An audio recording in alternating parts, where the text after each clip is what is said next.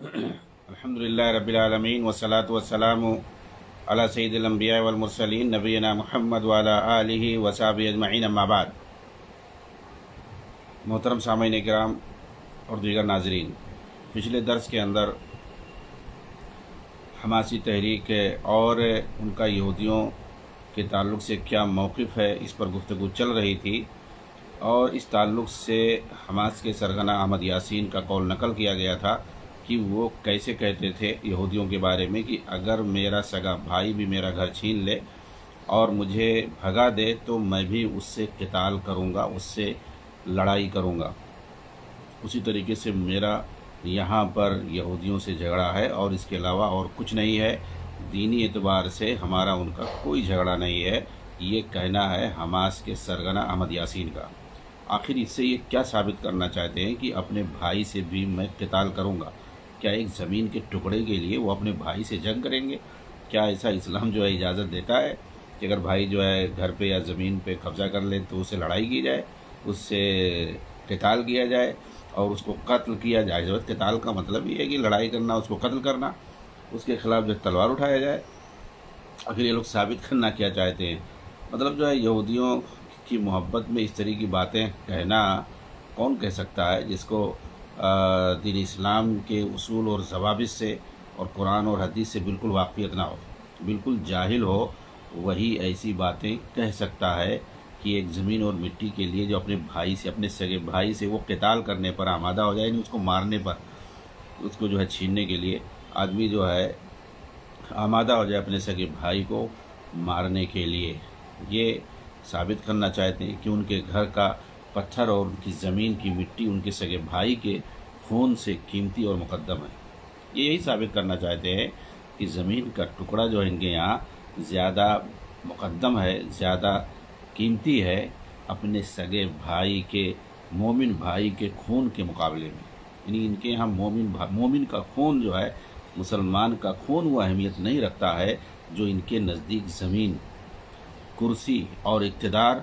اہمیت رکھتی ہے، اور ان کے یہاں قیمتی ہے۔ چنانچہ یہ اقتدار اور کرسی کے لیے یہ کچھ بھی کر سکتے ہیں، یہ خون کی ندیاں بھی بہا سکتے ہیں۔ ان کے یہاں مسلمانوں کی خون، ان کی لاشوں کی کوئی اہمیت نہیں ہے۔ ان کا جو سرغنہ جو سید قطب، وہ پہلے بھی کہہ کے چلے گئے ہیں کہ ہمیں اقتدار ملے گی، ہمیں اقتدار حاصل ہوگا، ہمیں جو ہے کرسی ملے گی، اسی وقت ہم حکومت پر اسی وقت قابض ہوں گے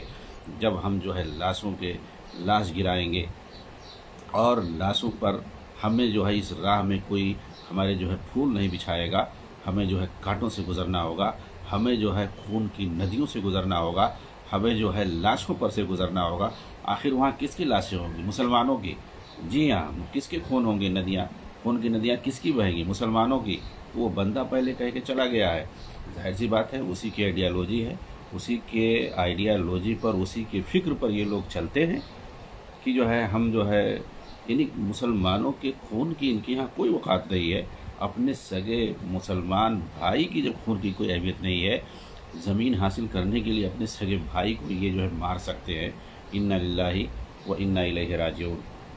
چنانچہ شیخ سعد الزاتری حفظہ اللہ کہتے ہیں کہ میں نہیں سمجھتا کہ یہ فکر اور یہ کلام انہوں نے کہاں سے اخذ کیا ہے، اور اس طرح کے احکام کو انہوں نے کہاں سے حاصل کیا ہے۔ ظاہر سی بات ہے کہاں سے حاصل کیا ہے، لٹریچر سے حاصل کیا ہے، مودودی اور سید قطب کے لٹریچر سے انہوں نے یہ سب کچھ سیکھا ہے۔ اور کہاں سے سیکھا ہے، کہاں میں، کہ ان کے کون سے مشائخ ہیں، کون سے اساتذہ ہیں جن کی جو ہے رہنمائی میں انہوں نے تربیت حاصل کی ہے؟ انہوں نے جو ہے یہ لٹریچر سیکھا ہے سید قطب سے۔ سید قطب اور مودودی کے لٹریچر کو پڑھ کر کے ایسے جو ہے عقیدے اور ایسے فکر وہ رکھتے تھے۔ آگے کہتے ہیں کہ جی ہاں، ظلم کی تمام شکلیں میرے نزدیک بھی ناقابل قبول ہیں، لیکن ظلم کو ظلم کے ذریعے سے ختم کیا جائے، یہ کہاں کی عقل مندی ہے؟ یہ تو اس سے بھی بڑا ظلم ہوگا، اسے نہ کوئی عقل قبول کرے گا اور نہ کوئی دین، بلکہ یہ تو عین فساد ہے۔ اسی بحث کے اندر کتاب و سنت اور ائمہ کے اقوال کے ذریعے انکار منکر اور فساد کے مٹانے پر مصالح اور مفاسد کی رعایت کرنے کی وجوب کے مسئلے میں اسے اچھی طرح سے واضح کیا گیا ہے۔ اللہ تعالیٰ نے فرمایا وَجَزَاءُ سَیِّئَةٍ سَیِّئَةٌ مِثْلُهَا، اور کسی برائی کا بدلہ اس کی مثل ایک برائی ہے۔ فَمَنِ اعْتَدَىٰ عَلَيْكُمْ فَاعْتَدُوا عَلَيْهِ بِمِثْلِ مَا اعْتَدَىٰ عَلَيْكُمْ، جو تم پر زیادتی کرے سو تم اس پر بھی زیادتی کرو، اس کی مثل جو اس نے تم پر زیادتی کی ہے، اور اللہ سے ڈرو اور جان لو کہ اللہ ڈرنے والوں کے ساتھ ہے۔ چنانچہ اگر آپ کے پاس طاقت ہو اسے گھر سے نکالنے کی تو یہ چیز آپ پر واجب ہے، مگر مارنے میں یا تکلیف پہنچانے میں کوئی زیادتی نہ ہو۔ لیکن اگر اس کی طاقت نہیں ہے مگر یہ کہ اسے قتل کرنا پڑے تو ایسی صورت میں یہ چیز آپ کے اوپر حرام ہے۔ یعنی یہ مسلمان اور مسلمان کی بات کر رہے ہیں کہ جو احمد یاسین نے کہا کہ ہمارا سگا بھائی بھی اگر میری زمین چھین لے گا تو میں اس سے قتال کروں گا، تو قتال کرنے والی صورت نہیں ہے۔ اگر آپ طاقت کے ذریعے سے حاصل کر سکتے ہو، قانون کے ذریعے سے حاصل کر سکتے ہو تو اچھی بات ہے، ورنہ جو ہے زمین کے لیے آپ جو ہے اپنے مسلمان بھائی کو قتل نہیں کر سکتے، مار نہیں سکتے ہیں، یہ چیز حرام ہے۔ یہ جہاں قتل کرنے کی اور مارنے کی بات آئے گی تو قتل کرنا ہے، مسلمان کو قتل کرنے کی جواز کی کچھ وجہیں ہیں، اگر وہی صورت پائی جائے گی تبھی آپ مسلمان کو قتل کر سکتے ہیں، اور آپ نہیں، قتل کرنے کے لیے حکومت ہے، حکومت کے ذریعے سے، امام کے ذریعے سے ہی اس کو جو ہے قتل کیا جائے گا، کوئی عامی آدمی قتل نہیں کرے گا۔ تو قتل کرنا یہ ایسے عام چیز نہیں ہے کہ جس کو چاہو جس کو قتل کرتے پھرو۔ اس کے لیے ہے کہ جو ہے مرتد ہو جائے آدمی، یا جو ہے خارجی ہو جائے، یعنی جماعت کو چھوڑ کے مسلمانوں کے باغی اور خارجی ہو جائے، اور ایک تیسری صورت ہے زنا کا صدور ہو اور وہ شادی شدہ ہو۔ یہ جو ہے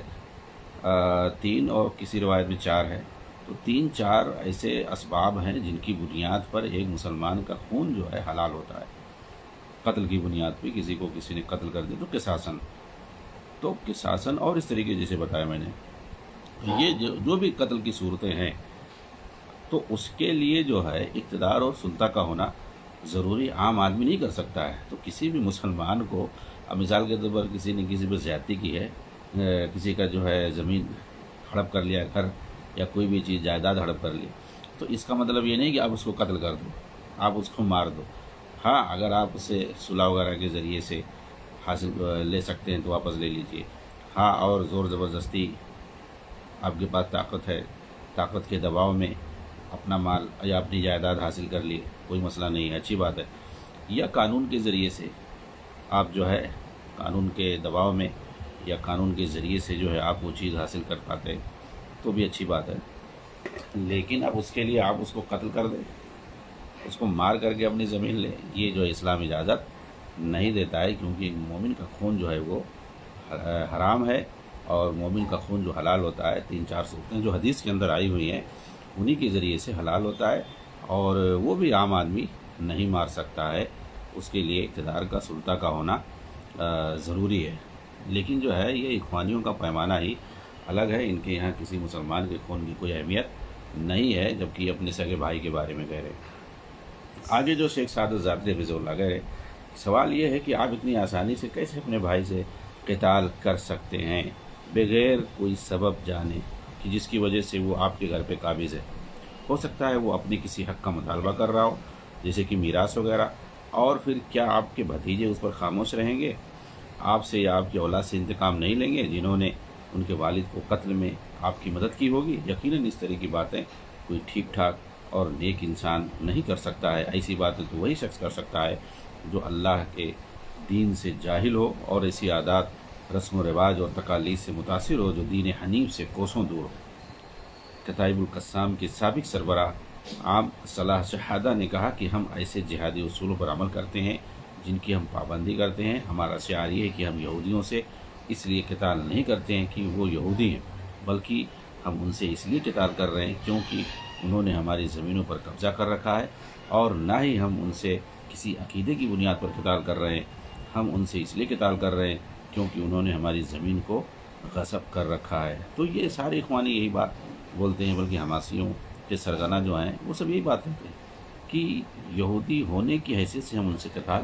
نہیں کر رہے، کسی عقیدے کی بنیاد پر ہم نہیں کر رہے ہیں، دینی بنیاد پر ہم نہیں کر رہے ہیں۔ بھائی اگر تم عقیدے اور دین کی بنیاد پر نہیں کر رہے ہو قتال، اللہ کے کلمے کی سربلندی کے لیے قتال نہیں کر رہے ہو، مسلمانوں کے تحفظ کے لیے، ان کی جان اور مال کی تحفظ کے لیے نہیں قتال کر رہے ہو، تم جو ہے زمین کے لیے قتال کر رہے ہو تو اس کو جہاد کیسے کہا جائے گا؟ اس کو جہاد کس بنیاد پہ کہتے ہو اور مسلمانوں کے جذبات سے کیوں کھیلتے ہو جب تم خود یہ بات کی صراحت کرتے ہو کہ ہم نہ تو دین اور عقیدے کی بنیاد پر جہاد کر رہے ہیں کہ وہ یہودی ہیں، اور نہ ہی ہم عقیدے کی بنیاد پر کر رہے ہیں، اور نہ ہی مسلمانوں کے تحفظ کے لیے کر رہے ہیں۔ تو جب یہ دونوں چیزیں نہیں، اور جہاد جو کیا جاتا ہے وہ اس کا مقصد دین کی سربلندی اور کلمہ توحید کی سربلندی مقصود ہوتی ہے اس کے ذریعے سے، یا پھر جو ہے وہ مسلمانوں کا تحفظ مقصود ہوتا ہے، اور دونوں چیزیں تمہارے یہاں نہیں ہیں۔ تم جو ہے خود اس کی بات کی اپنی زبان سے صراحت کر رہے ہو اور جو ہے عملی پیمانے پر دکھا رہے ہو، اور تم جو ہے میڈیا میں آ کے بولتے بھی ہو کہ یہ جو فلسطینی ہیں ان کی حفاظت کی ذمہ داری، ان کی جانوں کی ذمہ داری ہماری نہیں ہے۔ جب تم جانوں کی، مسلمانوں کی جان کی حفاظت کی ذمہ داری اور ان کے جان و مال، ان کے گھر بار کی حفاظت کی ذمہ داری نہیں لے سکتے ہو، تو پھر آخر جو ہے کیوں جو ہے اس طریقے سے فساد کر رہے ہو؟ اگر یہ چیز نہیں پائی جا رہی ہے تو اس کو فساد کہا جائے گا، اور اسی لیے ان مجرموں کو فسادی کہا جا رہا ہے، لیکن میڈیا میں جو ہے اس کے برعکس دکھایا جاتا ہے، لوگوں کے سامنے وہ اصلی ان کی صورتحال کوئی نہیں بتاتا ہے۔ آگے جو شیخ سعادت ذاتری فضل اللہ کہتے ہیں کہ ایک مسلمان زمین کی خاطر، گھر کے پتھر یا دنیا کی خاطر قتال اور جہاد نہیں کرتا، چونکہ یہ ساری چیزیں فانی اور ختم ہونے والی ہیں، بلکہ ایک مسلمان جہاد اور قتال دین کی خاطر، کلمہ توحید کی سربلندی کے لیے اور آخرت کی خاطر کرتا ہے، کیونکہ یہ ہمیشہ رہنے والی ہے۔ اور جب ایک مسلمان کا قتال اور جہاد دین کی خاطر ہوتا ہے، اللہ تعالیٰ خود اس کی جو ہے خدمت کے لیے دنیا کو مسخر کر دیتا ہے۔ اللہ تعالیٰ نے نوح علیہ السلام کو نجات دینے کے لیے زمین کو غرق کر دیا، قوم ہود کو ہلاک کرنے کے لیے ہوا کو بھیج دیا، موسیٰ علیہ السلام اور بنی اسرائیل کو نجات دینے کے لیے دریا کے پانی کو پھاڑ دیا اور دریا کی زمین کو خشک کر دیا، اور آل فرعون کو طوفان، ٹڈی، جواں، میڈک اور خون کی بارش کر دی۔ یوشع بن نون کی نصرت اور مدد کی، سورج کو روک کر کے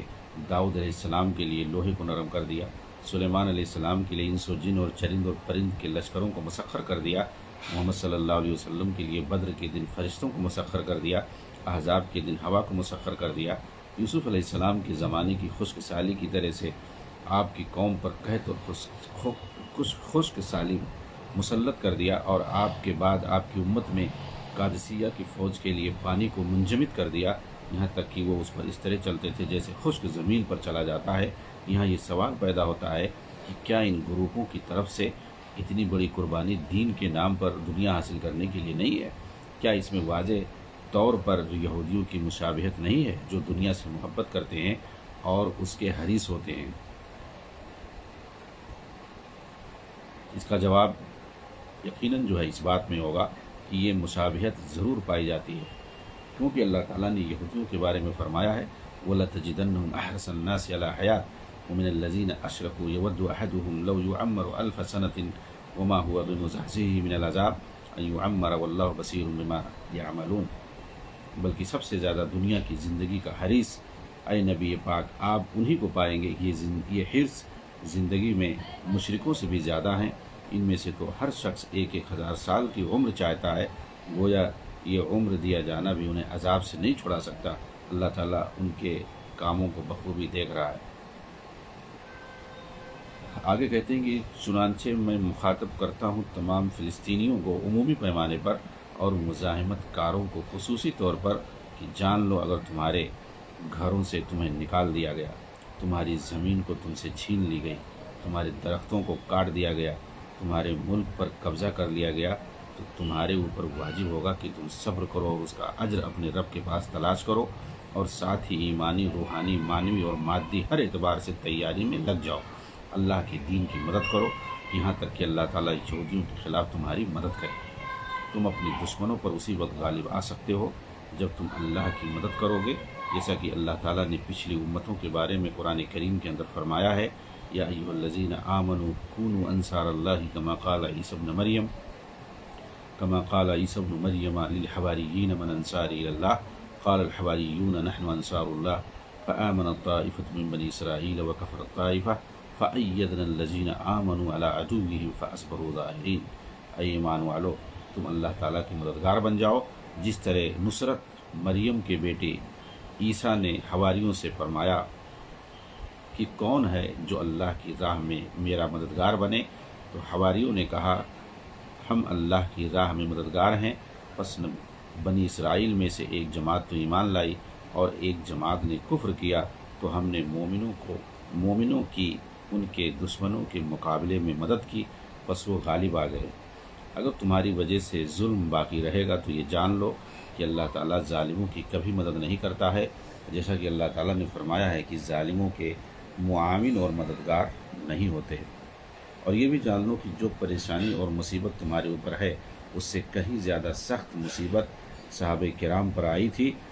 مگر انہوں نے صبر سے کام لیا اور اس کے اجر کی امید اللہ تعالیٰ سے رکھی۔ اللہ تعالیٰ نے فرمایا للفقراء المہاجرین الذین اخرجوا من دیارہم واموالہم یبتغون فضلا من اللہ ورضوانا وینصرون اللہ ورسولہ اولئک هم الصادقون۔ ان مہاجرین مسکینوں کے لیے ہے، یعنی مالف ہے، جو اپنے گھروں سے اور اپنے مالوں سے نکال دیے گئے، وہ اللہ کے فضل اور اس کی رضامندی کے طلبگار ہیں اور اللہ تعالیٰ کی اور اس کے رسول کی مدد کرتے ہیں، یہی راست باز لوگ ہیں، یعنی یہی سچے لوگ ہیں۔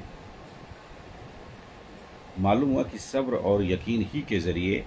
دین کے اندر امامت کو حاصل کیا جا سکتا ہے۔ انبیاء کے قصوں میں غور کرنے والا یہ پائے گا کہ انہی کے وطن میں بھیجا گیا جہاں وہ پیدا ہوئے اور جہاں پر ان کی پرورش ہوئی، لیکن جب ان کی قوموں نے ان کی نافرمانی کی تو اللہ تعالیٰ نے انہیں ان کے وطن سے نکال کر انہیں نجات دی۔ حالانکہ وہ وطن ان کے یہاں بڑا محبوب تھا، مگر اللہ نے انہیں وہاں سے نکال کر نجات دے دی، کیونکہ وہ وطن اور ملک عذاب کا مستحق ہو چکا تھا۔ اللہ تعالیٰ نے نوح علیہ السلام کے بارے میں فرمایا فَكَذَّبُوهُ فَأَنجَيْنَاهُ وَالَّذِينَ مَعَهُ فِي الْفُلْكِ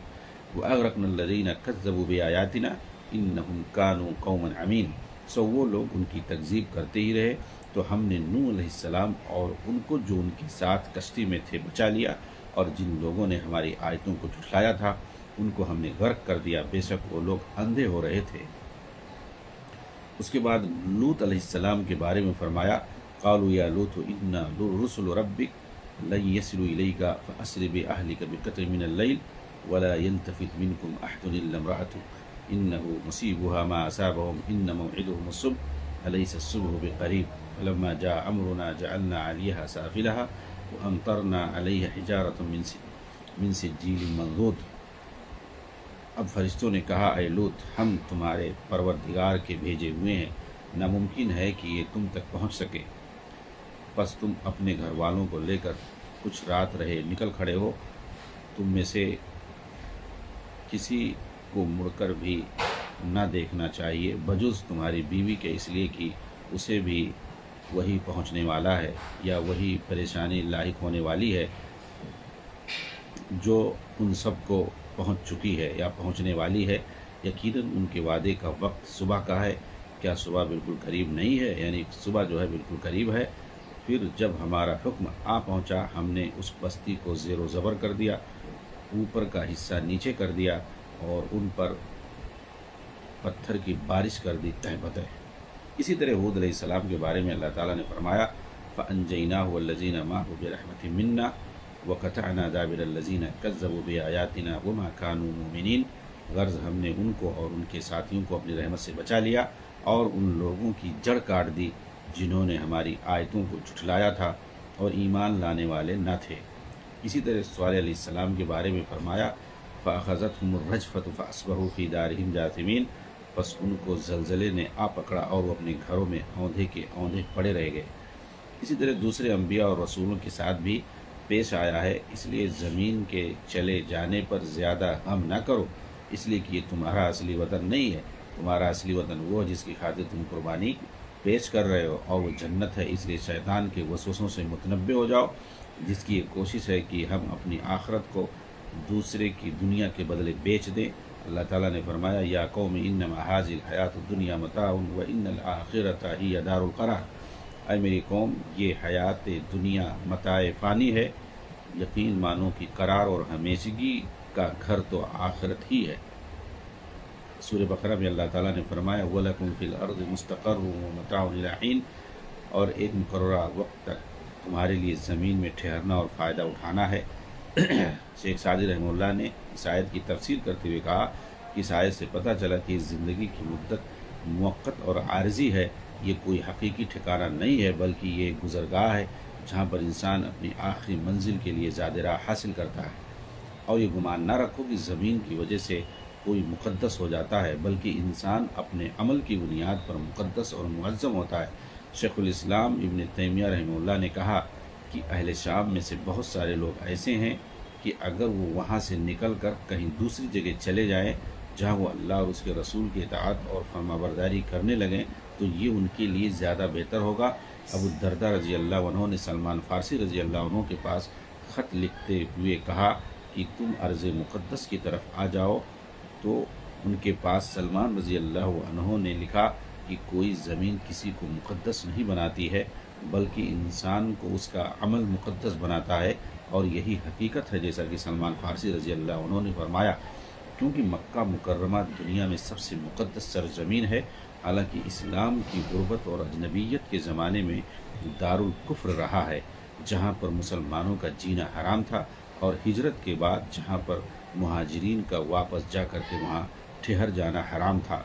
اسی طرح کیونکہ یہ حرام اللہ کے رسول نے خود قرار دیا تھا کہ وہاں سے سب لوگ نکل کر کے مدینے چلے آؤ، تو زمین جو ہے یہ حقیقت میں مقدس، زمین کی وجہ سے کوئی مقدس حقیقت میں نہیں ہوتا، انسان اپنے عمل کی بنیاد پر مقدس ہوتا ہے۔ آگے کہتے ہیں کہ اسی طریقے سے سرزمین شام موسیٰ علیہ السلام کے زمانے سے پہلے جابر اور فاسق مشرکین سابیہ کا مسکن تھا، اسی کے بارے میں اللہ تعالیٰ نے بنو اسرائیل سے کہا تھا کہ عنقریب میں تم کو فاسقوں کا گھر دکھاؤں گا۔ چنانچہ زمین کے کسی حصے کا دارالکفر یا دارالاسلام یا دارالایمان یا دارالامن یا دارالحرب یا یا دارالمعصیہ یا دارالمومنین یا دارالفاسقین، ایسے اوصاف ہیں جو عارضی ہیں نہ کہ لازمی۔ یہ اوصاف ایسے ہیں کہ ایک دوسرے کی طرف منتقل ہوتے رہتے، یعنی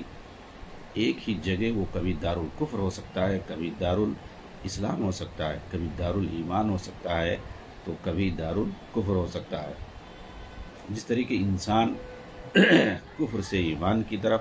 اور کبھی ایمان سے کفر کی طرف منتقل ہوتا رہتا ہے، اور دائمی فضیلت جو کہ ہر وقت اور ہر جگہ کے لیے ہے وہ ایمان اور عمل صالح میں ہے، اس لیے مناسب نہیں ہے کہ کوئی کسی جگہ کی فضیلت وہاں کے لوگوں کی وجہ سے سمجھے، بلکہ ہر صاحب حق کا جو حق ہے اسے ادا کیا جائے، اور حقیقت میں اعتبار انسان کے ایمان، عمل صالح اور اس کے اچھے کلام کا ہے۔ یہ باتیں شیخ الاسلام ابن تیمیہ نے مجموع الفتاویٰ کے اندر نقل کی ہے، مجلد 27 نمبر ہے اور صفحہ 45 نمبر۔ شیخ الاسلام ابن تیمیہ رحمہ اللہ کے اس کلام پر علامہ البانی رحمہ اللہ نے تبصرہ کرتے ہوئے کہا کہ یہ حقائق اور نایاب موتیاں شیخ الاسلام ابن تیمیہ رحمہ اللہ کے علم سے نکلی ہیں، جن سے وہ سارے خطبہ، رائٹرز اور دکاترہ محروم ہیں، اور جن سے نابلد ہیں جو اللہ کی شریعت کے منکر ہیں، حالانکہ یہ سمجھتے ہیں کہ یہ بڑا اچھا کام کر رہے ہیں۔ چنانچہ انہوں نے فلسطینیوں کو اپنی زمین میں باقی رہنے کا حکم دے رکھا ہے، اور وہاں سے ان کے لیے ہجرت کرنا حرام ٹھہرا دیا ہے، جبکہ انہیں یہ معلوم ہے کہ اس سے ان کے دین اور دنیا میں فساد اور بگاڑ ہونے کا خطرہ ہے۔ ان کے نوجوانوں کی ہلاکت اور ان کی عورتوں کی فضیحت ہے۔ نوجوان بچوں اور بچیوں کا فکری انحراف کا شکار ہونا ہے، جیسا کہ ان کے بارے میں متواتر خبریں آتی رہتی ہیں، کیونکہ ان پر یہودیوں کے جبر و تسلط کا سایہ مڈلاتا رہتا ہے۔ ان کے گھروں میں گھس کر ان کی تلاشی لی جاتی ہے۔ ان کے علاوہ بھی بہت ساری مصیبتیں اور رسوائیاں ہیں جنہیں یہ اچھی طرح جانتے ہیں، لیکن ان سے تجاہل عارفانہ سے کام لیتے ہیں، مگر افسوس ہے کہ یہ ان ساری حقیقتوں سے نابلد ہیں، اور اس بات پر بھی افسوس ہے کہ انہیں نہیں معلوم کہ یہ ان حقائق سے نابلد ہیں، اور ایسا کیوں کر نہ ہو جبکہ یہ قرآن کو پڑھتے ہیں جس کے اندر یہ لکھا ہے وَلَوْ أَنَّا كَتَبْنَا عَلَيْهِمْ أَنِ اقْتُلُوا أَنفُسَكُمْ أَوِ اخْرُجُوا مِنْ دِيَارِكُمْ مَا فَعَلُوهُ إِلَّا قَلِيلٌ مِّنْهُمْ وَلَوْ أَنَّهُمْ فَعَلُوا مَا يُوعَظُونَ بِهِ لَكَانَ خَيْرًا لَّهُمْ وَأَشَدَّ تَثْبِيتًا۔ اور اگر ہم ان پر فرض کر دیتے کہ اپنے آپ کو قتل کرو یا اپنے گھروں سے نکل جاؤ تو وہ ایسا نہ کرتے، مگر ان میں سے تھوڑے، اور اگر وہ واقعی اس پر عمل کرتے تو انہیں نصیحت کی جاتی ہے تو ان کے لیے بہتر اور زیادہ ثابت قدم رکھنے والا ہوتا۔ آخر یہ لوگ ان فلسطینیوں کے بارے میں کیا کہیں گے جو اپنے ملک سے نکل گئے اور آج کیمپوں میں پناہ گزینوں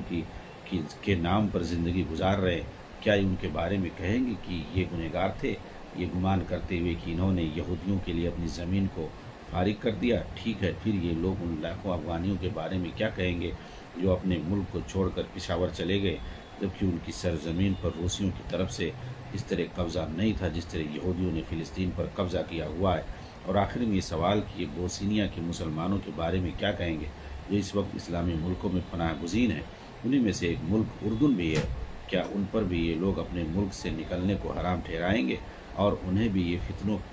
کا جڑ ثابت کریں گے؟ یہ تو اللہ کے اس قول سے بھی نابلد ہیں، والذین تبوؤوا الدار والایمان من قبلہم یحبون من ہاجر الیہم ولا یجدون فی صدورہم حاجۃ مما اوتوا ویؤثرون علی انفسہم ولو کان بہم خصاصہ ومن یوق شح نفسہ فاولئک هم المفلحون۔ اور ان کے لیے جنہوں نے اس گھر میں یعنی مدینہ اور ایمان میں ان سے پہلے جگہ بنا لی ہے اور اپنی طرف ہجرت کر کے آنے والوں سے محبت کرتے ہیں، اور مہاجرین کو جو کچھ دیا جائے اس سے وہ اپنے دلوں میں کوئی تنگی نہیں رکھتے بلکہ خود اپنے اوپر انہیں ترجیح دیتے ہیں، گویا خود کو کتنی سخت حاجت ہو۔ بات یہ ہے کہ جو بھی اپنے نفس کی بخالت سے بچایا گیا وہی کامیاب اور بامراد ہے۔ یا یہ اسی طرح ہے جن کے بارے میں اللہ تعالیٰ نے فرمایا ہے کہ یہ اسے 1 سال کے لیے حلال کر لیتے ہیں اور 1 سال کے لیے حرام۔ میں کہتا ہوں کہ آنے والے دنوں میں ان کے تعلق سے وہ ساری باتیں واضح ہو جائیں گی جن سے آپ بے خبر ہیں۔ یہ جو علامہ البانی نے اس طرح کی بات اپنی جو ہے مشہور کتاب سلسلہ صحیحہ کے اندر لکھی ہے، جلد نمبر 6 صفحہ نمبر 356 کے اندر۔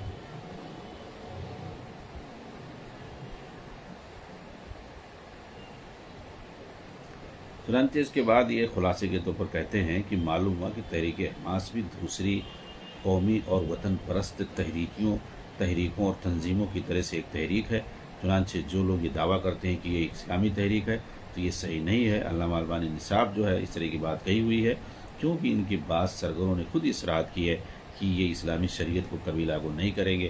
حالانکہ انہوں نے انتخاب کے وقت عوام سے یہ وعدہ کیا تھا کہ یہ لوگ اسلامی شریعت کو نافذ کریں گے، اور انہوں نے اپنی انتخابی منشور کے اندر اپنا یہ شعار بھی لکھا تھا جسے ہم نے بھی پڑھا اور سب نے پڑھا ہے کہ اسلام آنے والا ہے، اسلام ہی آخری حل ہے، مگر انہوں نے آج تک سوائے خونریزی، فتنہ اور فساد، کمر توڑ فقر و فاقہ، بے روزگاری، پریشانی اور تنگی کے سوا